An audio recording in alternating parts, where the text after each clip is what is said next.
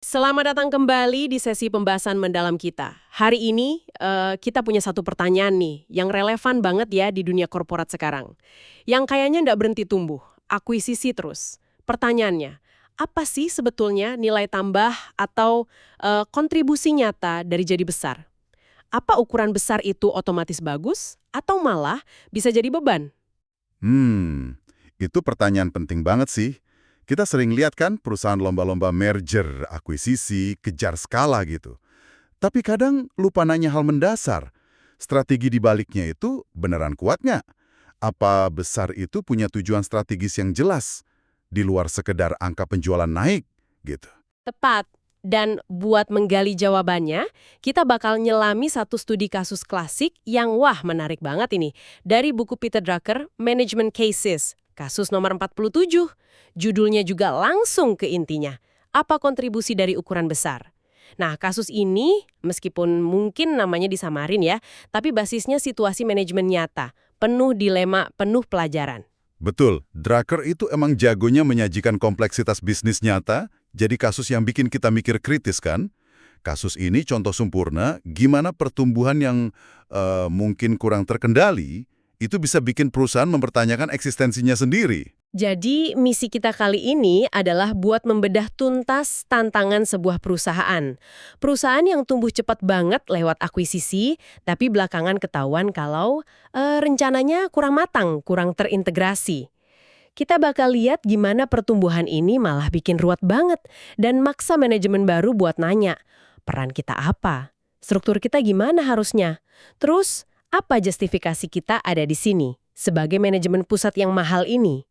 Oke, kita langsung aja ya. Cerita kita mulai dari Miller Tool Company.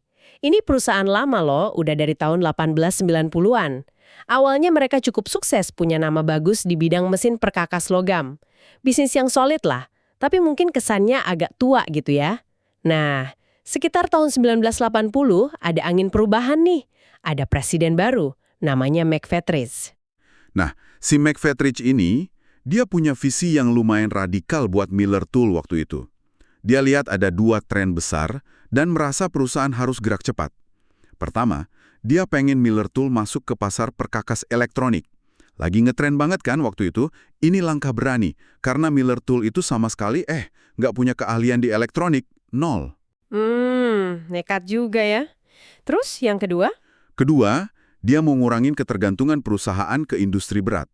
Kan siklusnya naik turun banget tuh. Caranya, diversifikasi ke bisnis jasa. Harapannya sih lebih stabil kalau ekonomi lagi goyang. Visi ambisius ya. Apalagi masuk elektronik tanpa pengalaman. Kedengarannya risikonya tinggi banget. Terus gimana dia jalanin visi ini? Bikin dari nol? Enggak, dia pilih jalur cepat, akuisisi. McFetrich ini manfaatin beberapa aset kunci Miller Tool. Pertama, saham perusahaan. Kan udah TBK tuh. Jadi punya mata uang buat beli perusahaan lain. Kedua, ya jelas, kas internal. Oke. Dan ketiga, ini penting juga, reputasi Miller Tool yang udah mapan. Itu mungkin kasih kesan stabilitas ke perusahaan target yang lebih kecil kan? Nah, modalnya itu. Dia mulai deh berburu beli-beli perusahaan kecil. Berapa banyak tuh yang dia beli? Terus seberapa beragam portofolionya jadinya? Banyak banget dan beragamnya itu, wah parah sih. Ini yang menarik sekaligus jadi sumber masalah nanti. Total ada 18 akuisisi. Dalam waktu kurang dari 10 tahun, bayangin aja. 18, gila. Iya, 18. Rinciannya kira-kira gini. Ada 5 perusahaan elektronik. Masing-masing spesialisasinya sempit banget. Beda-beda lagi satu sama lain. Terus ada 6 perusahaan jasa. Ini juga campur aduk. Ada truk, perawatan gedung, konstruksi umum, bahkan Binatu. Hah, Binatu. Dari mesin perkakas ke Binatu. Itu sih diversifikasi level ekstrim ya. Ada lagi? Masih ada lagi, 7 bisnis lain yang susah diklasifikasiin. Salah satu contoh yang sering disebut itu perusahaan roti di Tenggara Amerika. Jadi, bisa kebayangkan rentangnya? Dari teknologi militer di satu sisi, sampai roti sama cuci baju di sisi lain. Strategi McFetrich ini jelas agresif banget, fokusnya pertumbuhan anorganik, dan hasilnya diversifikasi yang luar biasa luas. Pertumbuhan cepat, diversifikasi super luas. Di permukaan mungkin kelihatan hebat ya, manuver strategis gitu di era itu. Banyak juga kan perusahaan lain lakuin hal serupa. Tapi, Seringnya cerita nggak sesimpel itu kan? Fondasinya gimana? Kuat nggak? Nah, itu dia intinya. Di balik angka pertumbuhan penjualan yang mungkin kelihatan keren, ada bom waktu yang lagi jalan. Fondasi strategis sama operasional dari semua akuisisi ini ternyata rapuh banget. Dan akhirnya bom waktu itu meledak juga ya. Tahun 1989, McFetrich meninggal. Mendadak.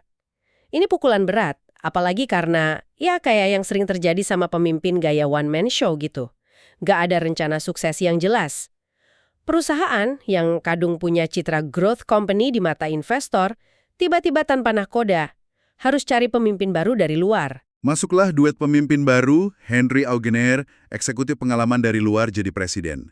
Didampingi Eugene DeWitt, latar belakangnya finansial kuat. Mereka berdua ini mewarisi kerajaan bisnis McFetrich. Dan nggak butuh waktu lama buat mereka sadar kalau citra growth company itu cuma di luar aja. Realitas di dalamnya, wah, jauh lebih suram. Apa tuh yang mereka temuin pas mulai bongkar mesin Miller Tool versi baru ini? Pasti kaget ya lihat kondisi sebenarnya di balik angka-angka pertumbuhan itu? Kaget banget. Itu kata yang pas. Penemuan pertama yang paling nyolok itu soal sumber duitnya, pendapatan sama laba sebenarnya. Ternyata, bisnis inti Miller Tool yang tua itu, mesin perkakas logam, yang penjualannya sekitar 70 juta dolar, itu masih jadi tulang punggung utama. Kontribusinya sekitar 1/4 dari total penjualan perusahaan yang udah 300 juta dolar.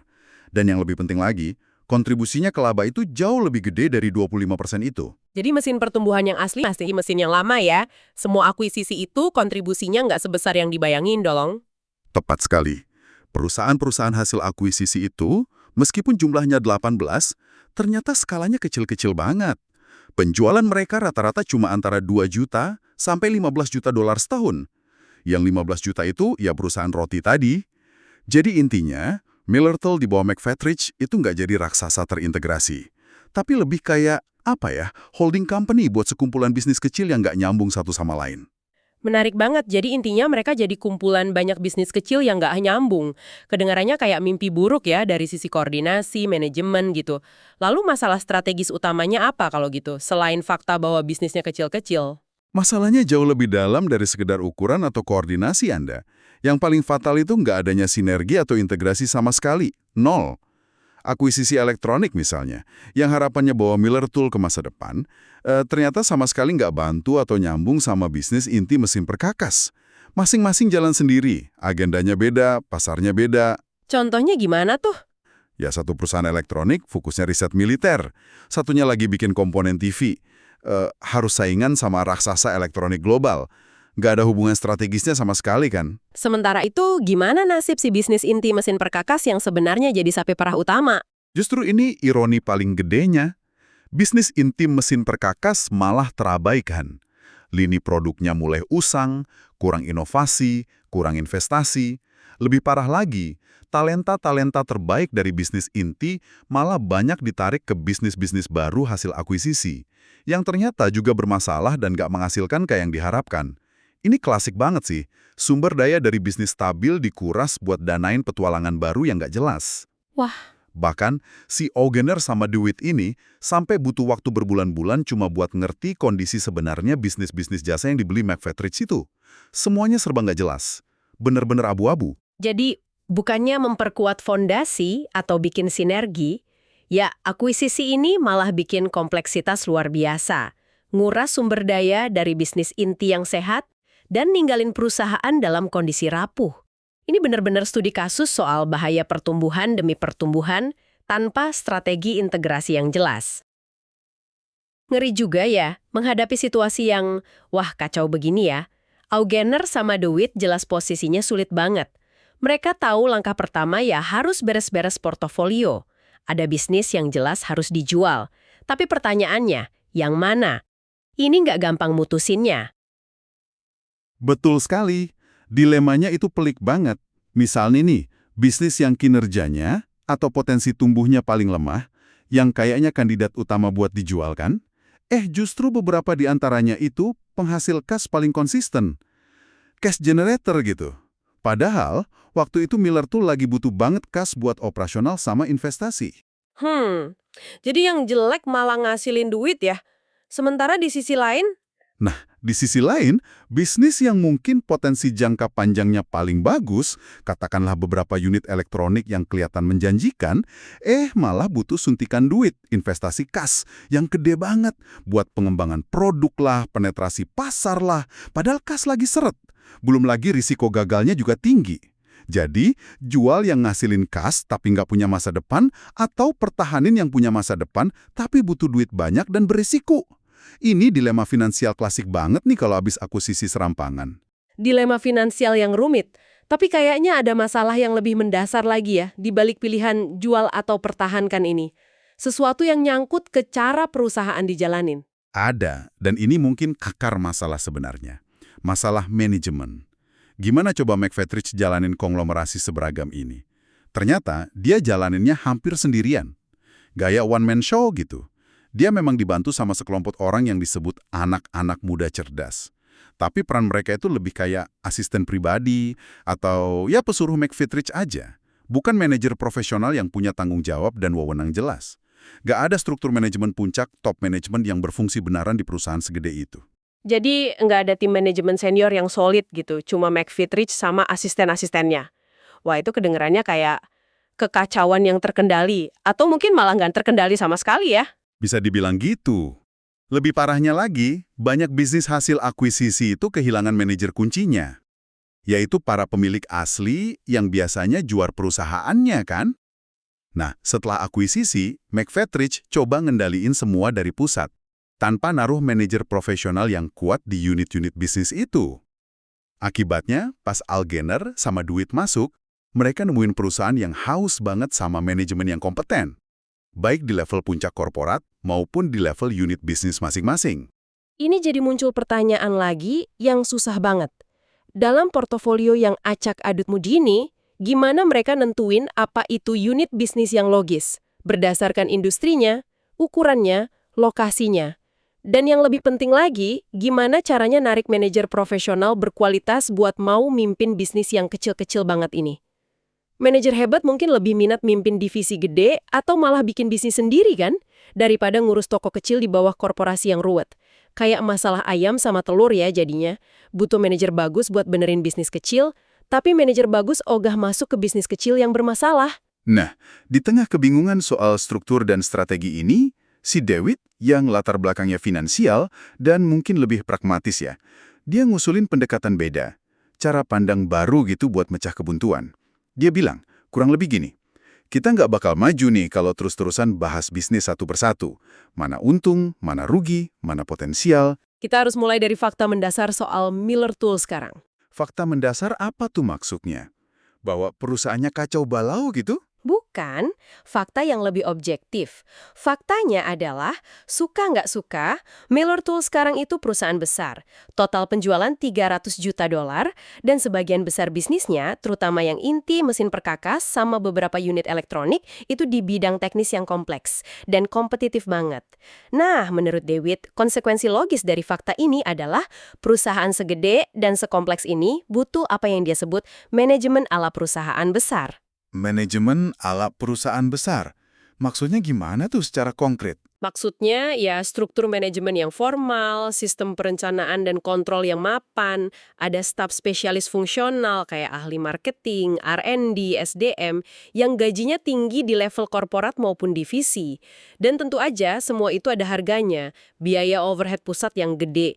Jadi Dewitt mulai dari realitas ukuran dan kompleksitas, terus nyimpulin kebutuhan infrastruktur manajemen yang sesuai. Oke, paham. Jadi dia nggak lagi ngelihat Miller Tool sebagai kumpulan bisnis kecil, tapi sebagai satu entitas besar yang harus dikelola secara profesional, kayak perusahaan besar lain gitu. Ini perubahan cara pandang yang penting ya. Terus gimana lanjutannya? Dari situlah Dewitt kemudian lempar pertanyaan fundamental, yang jadi judul kasus ini dan inti dilema mereka.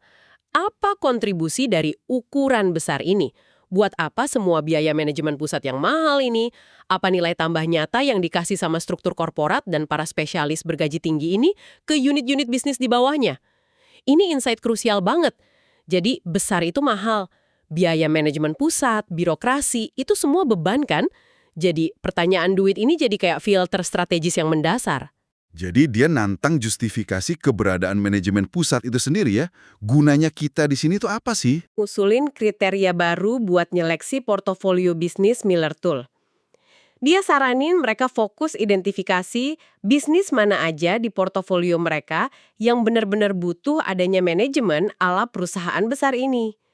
Atau yang dapat manfaat signifikan dari sumber daya, keahlian, atau sistem yang cuma bisa disediain sama korporat besar. Menurut DeWitt, cuma bisnis-bisnis ini yang layak dipertahanin. Jadi, kriteria utamanya bukan lagi cuma potensi profit atau pertumbuhan di atas kertas ya, tapi lebih ke kesesuaian strategis antara kebutuhan bisnis sama kapabilitas dan biaya yang ditawarin manajemen pusat. Semacam manajemen fit gitu. Bisa dibilang gitu. Sebaliknya, kata DeWitt, bisnis-bisnis yang secara inherent lebih cocok dikelola sebagai perusahaan kecil, mungkin karena pasarnya lokal, strukturnya simple atau butuh manajemen yang lebih lincah dan hands-on, ya mending dilepas aja. Nggak peduli bisnis itu ngasilin kas atau punya potensi tumbuh. Kenapa?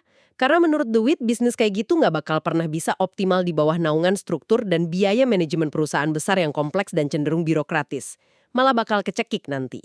Ini pendekatan yang cukup radikal ya, tapi logis juga dari sudut pandang efisiensi korporat sama justifikasi biaya overhead. Fokus ke kesesuaian manajemen sebagai filter utama. Implikasinya jelas sih, mereka harus rombak total portofolio berdasarkan kriteria ini, terus bangun struktur manajemen yang benar-benar kasih nilai tambah buat bisnis yang sisa. Pendekatan yang menarik dan logis sih, fokus ke kesesuaian manajemen. Tapi apa itu nggak terlalu menyederhanain masalah ya? Saya jadi mikir, bisnis yang mungkin hari ini kelihatan nggak cocok sama manajemen besar, apa nggak bisa jadi cocok nanti kalau ada perubahan strategi, atau investasi, atau sinergi baru? Apa kriteria DeWitt ini nggak berisiko buang potensi masa depan cuma gara-gara nggak cocok sekarang? Itu poin yang valid banget. Dan ini bawa kita ke keraguan yang diutarain sama Augener, si presiden. Meskipun dia lihat logikanya argumen DeWitt, Augener punya dua keraguan penting nih, yang nambah lapisan kompleksitas lagi. Keraguan pertama, persis kayak yang Anda singgung tadi. Augener mempertanyakan asumsi dasar DeWitt. Apa benar ada dikotomi kaku antara bisnis yang secara inheren kecil versus besar dalam hal kebutuhan manajemennya? Iya, apa sifat kecil atau besar itu nempel di bisnisnya, atau lebih ke gimana manajemen milih buat ngelolahnya aja? Tepat. Augener berpendapat kalau manajemen yang baik itu harusnya fleksibel. Dia harus bisa nyesuaiin gaya, struktur, sama tingkat intervensinya sesuai ukuran dan kebutuhan spesifik tiap bisnis di portofolionya. Jadi kata Augener, mungkin masalahnya bukan di ketidakcocokan bisnisnya, tapi di ketidakmampuan atau ketidakmauan manajemen pusat buat adaptasi dan nyediain model dukungan yang beda buat unit yang beda. Ini tantangan menarik. Artinya mungkin solusinya bukan cuma jual bisnis kecil, tapi juga ngubah cara kerja manajemen pusat biar lebih adaptif ya. Ini perspektif beda lagi. Terus keraguan kedua Augener apa? Keraguan kedua Augener ini lebih mendasar lagi, dan mungkin lebih susah dijawab. Dia nanya gini, lepas dari apakah satu bisnis secara individual cocok atau nggak cocok sama manajemen besar, apa ada batasan fundamental pada tingkat keragaman atau jumlah bisnis berbeda yang bisa dikelola secara efektif oleh satu tim manajemen puncak? Maksudnya, mungkin nggak sih pada titik tertentu keragaman portofolio itu sendiri yang jadi penghalang utama? Nggak peduli seberapa canggih sistem manajemennya atau seberapa cocok masing-masing bisnis kalau dilihat satu-satu. Persis. Augener kayaknya nyiratin kemungkinan adanya batas kapasitas, entah itu kognitif, struktural, atau kultural, buat satu tim manajemen pusat benar-benar paham mendalam, ngawasin efektif, dan yang paling penting, kasih nilai tambah ke bisnis yang udah terlalu banyak dan terlalu macam-macam jenisnya. Mungkin gak sih setelah ngelewatin ambang batas keragaman tertentu, manajemen pusat dengan segala kerumitan dan birokrasinya, malah lebih banyak bikin masalah daripada kasih solusi, lepas dari niat baiknya ya. Wah, itu pertanyaan dalam banget. Jadi, meskipun tiap bisnis secara teori pas sama manajemen besar, mungkin kombinasi dari belasan atau puluhan bisnis yang beda banget itu sendiri yang bikin kompleksitas nggak terkelola di level puncak. Ini benar-benar dilema strategis tingkat tinggi ya. Jadi, kita udah kupas tuntas ya perjalanan Miller Tool Company ini, dari perusahaan mesin perkakas yang solid, terus lewat serangkaian akuisisi ambisius tapi kurang nyambung di bawah McFatridge, sampai akhirnya jadi Ya, konglomerasi bisnis kecil yang macam-macam banget, ruwet, dan susah dikelola. Semacam kerajaan yang rapuh gitu. Dan krisis yang dihadapi manajemen baru, Auggener sama DeWitt, itu maksa mereka balik ke pertanyaan paling dasar yang diajuin DeWitt tadi. Apa sebenarnya nilai tambah atau kontribusi dari ukuran besar dan adanya manajemen pusat di sebuah perusahaan? Apa kerumitan dan biaya tinggi yang ngikutin itu benar-benar sepadan sama manfaat yang dikasih ke unit-unit bisnis di bawahnya? Ini inti kasus Drucker ini, perlunya justifikasi strategis buat Bigness. Dilema mereka antara jual aset yang ngasilin kas, investasi ke potensi berisiko, nentuin ulang unit bisnis, nyari manajer, dan terutama perdebatan antara pendekatan kesesuaian manajemen duit lawan keraguan Auggener soal batas keragaman, itu benar-benar nunjukin tantangan luar biasa ya, menata ulang strategi, struktur, bahkan mungkin identitas perusahaan setelah periode tumbuh cepat tapi nggak terarah. Ya, pertanyaan DeWitt soal kontribusi Bigness sama keraguan Auggener soal batas keragaman itu, jantung persoalan manajemen strategis. Nggak cuma dihadapi Miller tuh loh, tapi relevan banget buat banyak perusahaan besar dan terdiversifikasi lain. Bahkan sampai sekarang, dinamika ini kayaknya terus berulang. Lantas kenapa kasus klasik Drucker ini yang ditulis puluhan tahun lalu masih relevan banget buat Anda pendengar kami sekalian? Ya kalau Anda kerja di organisasi besar, terlibat di strategi korporat, mungkin pernah ngalamin atau ngamatin proses merger dan akuisisi, atau sekedar tertarik aja gimana perusahaan besar dikelola atau salah kelola, kasus Miller Tool ini nawarin pelajaran yang berharga banget dan nggak lekang oleh waktu. Betul sekali. Kasus ini maksa kita buat mikirin lagi pertanyaan-pertanyaan kritis. Kapan sih diversifikasi yang sering dianggap kekuatan malah jadi beban yang bikin kinerja turun? Gimana ukuran dan kompleksitas itu ngaruh ke fungsi, efektivitas, bahkan biaya lapisan manajemen? Dan yang paling penting, gimana kita bisa mastiin kalau upaya buat jadi lebih besar lewat pertumbuhan anorganik itu benar-benar sejalan sama tujuan jadi lebih baik, lebih kuat, lebih inovatif, lebih untung secara berkelanjutan. Pertanyaan-pertanyaan ini krusial banget, apalagi di era sekarang ya. Konsolidasi industri, aktivitas M&A tinggi terus. Paham dinamika, manfaat, dan potensi jebakan dari Bigness ini jadi kunci buat bikin strategi corporate yang cerdas dan sustain. Jangan sampai kejebak pertumbuhan demi pertumbuhan kayak McFatridge tadi. Nah, sebagai penutup nih, kasus Miller Tool ini, khususnya lewat keraguan kedua yang diajuin Auggener, ninggalin kita satu pemikiran yang kayaknya perlu direnungin lebih dalam lagi. Di luar pertanyaan soal apa kontribusi ukuran besar, mungkin ada pertanyaan yang lebih fundamental lagi yang perlu kita tanyain ke diri sendiri pas lihat perusahaan-perusahaan raksasa yang diversifikasinya gila-gilaan sekarang ini. Apa tuh? Pertanyaannya gini, apa batas sesungguhnya baik dari sisi kapasitas kognitif para pemimpinnya, efektivitas struktur organisasinya, maupun kohesi budayanya, terhadap tingkat keragaman portofolio bisnis yang bisa diawasi, dipahami, dan diberi nilai tambah secara efektif oleh satu tim manajemen pusat. Apa ada titik jenuh di mana keragaman itu sendiri, nggak peduli kualitas masing-masing bisnisnya, malah mulai ngerusak nilai daripada menciptakannya?